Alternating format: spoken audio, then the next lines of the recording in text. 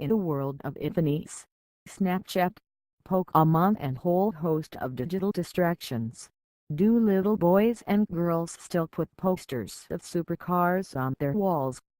It's a question we're musing as we drive the new McLaren 720S around the Southern Coaster bypass. Growing up in the 80s, the most coveted supercar poster was the Lamborghini Countach.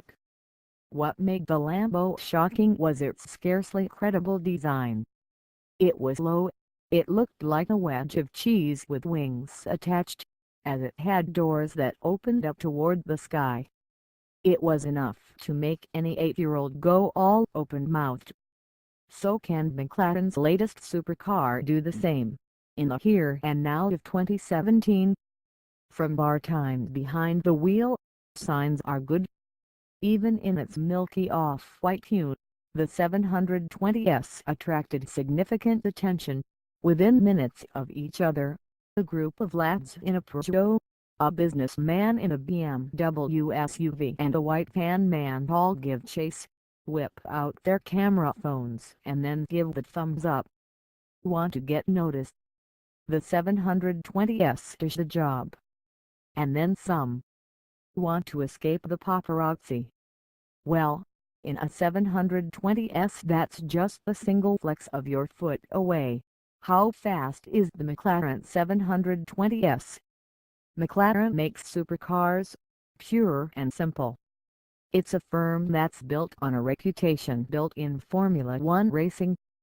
So no McLaren is slow. But what's it like to drive this, the fastest, current production McLaren, on the road? In a few words, mind-alteringly staggering. The McLaren is in the silly fast car category. In a merely fast car, you look at overtaking opportunities as just that. Your brain asks the question, have I enough road space and time to get past? You think about it. Use judgment. As you spend time in the 720S, your brain learns to skip out this thinking step. It doesn't matter how short a piece of road you have, there is almost always time to get past a slower moving car. Simply plant the throttle and zoom, you're past. The numbers feel largely irrelevant, but are worth writing out for the record. 62 mph from standstill comes up in 2.9 seconds, while 124 mph, a nice round 200 km/h, takes just 7.8 seconds. The 720S will do 212 mph. Practically, this means that you never plant your foot in this new McLaren for more than a couple of seconds. Do so and you're risking jail time. Above 5000 RPM particularly, the engine makes the McLaren feel utterly savage. You're holding on, even with electronics systems engaged, trying to stop it throwing you off the road.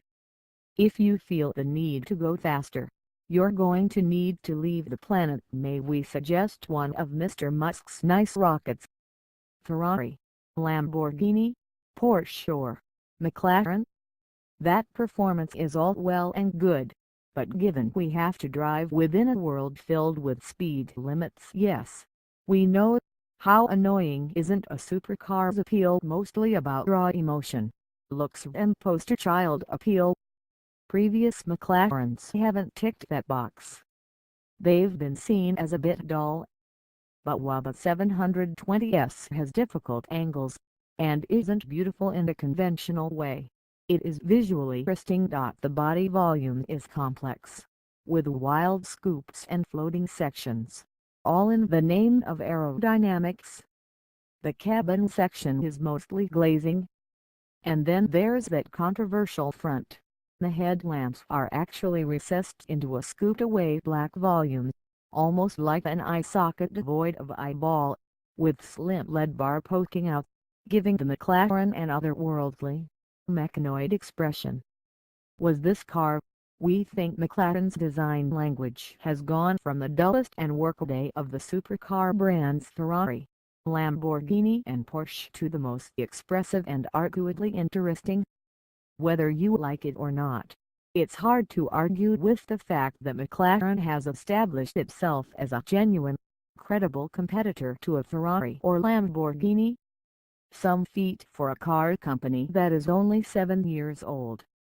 What is the McLaren 720S? The 720S represents a milestone for McLaren, and a significant risk. It's the firm's new Super Series model. The cheaper, less powerful Sports Series cars are represented by the 540 and 570, and it's called 720 because that's how much power it produces. It replaces the 650S, itself a modified 12C, which was originally named MP for 12C, which was the first car McLaren cars produced. See? Not confusing at all. But second-generation cars are a little bit like difficult second music albums. The first-gen product always gets the benefit of the doubt.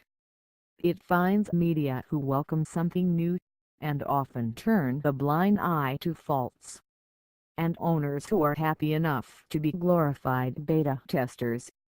We could mention Tesla here, which would be unkind to McLaren. So there's a weight of expectation on the 720S, because it needs to improve on the very capable but a little bit dull 650S.